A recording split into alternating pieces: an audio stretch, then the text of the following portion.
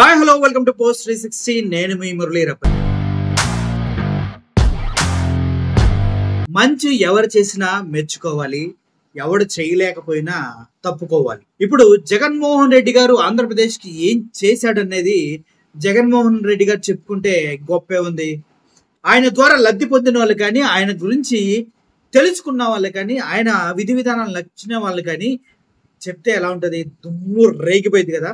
So అదే జరిగింది. ఇప్పుడు జగన్మోహన్ రెడ్డి గారు తీసుకొచ్చినటువంటి వాలంటరీ వ్యవస్థ గురించి ప్రపంచం మొత్తం మాట్లాడుకున్న సందర్భాలు బొచ్చెడు ఉన్నాయి.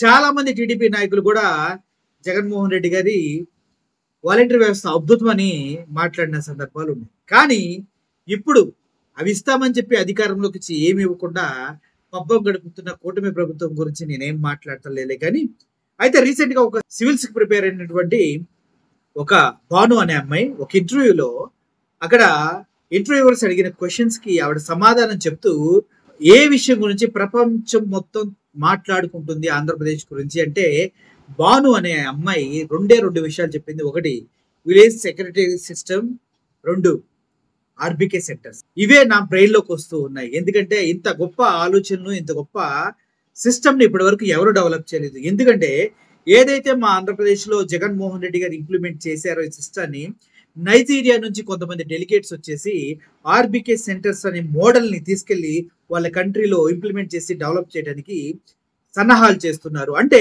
అర్థం చేసుకోండి ఇది ఎంత గొప్పగా జరిగిందో ఆ మాట్లాడుతూ చెప్పింది. ఒకసారి ఆ వీడియోని మీకు ప్లే చేస్తున్న సైడ్ నా చూడండి. ఇదే ఆ వీడియో.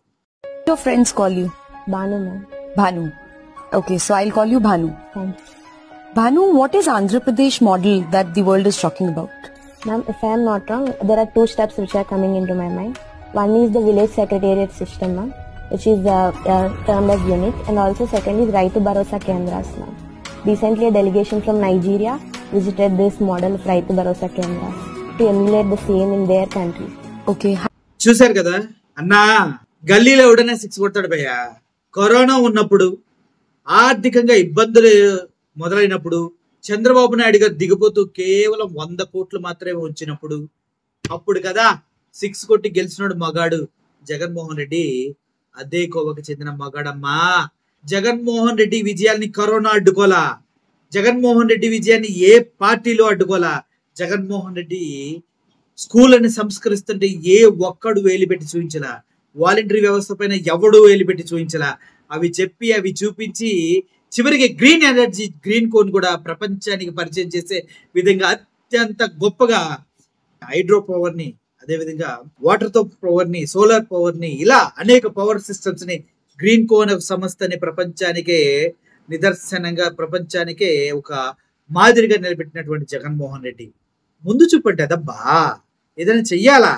సో ఓవరాల్ గా జగన్మోహన్ రెడ్డి అనే ఒక శక్తి గురించి ఈరోజు ఆ అమ్మాయి కూడా అక్కడ మాట్లాడగలుగుతుందంటే కేవలం ఆయన చేసిన అభివృద్ధి గురించే, ఆయన చేసిన మంచి పనుల వల్లే. ఏమంటారు, అవునా కదా?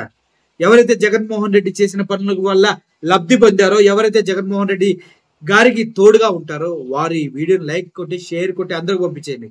Thank you for watching this video. Murali signing off. Thank you so much.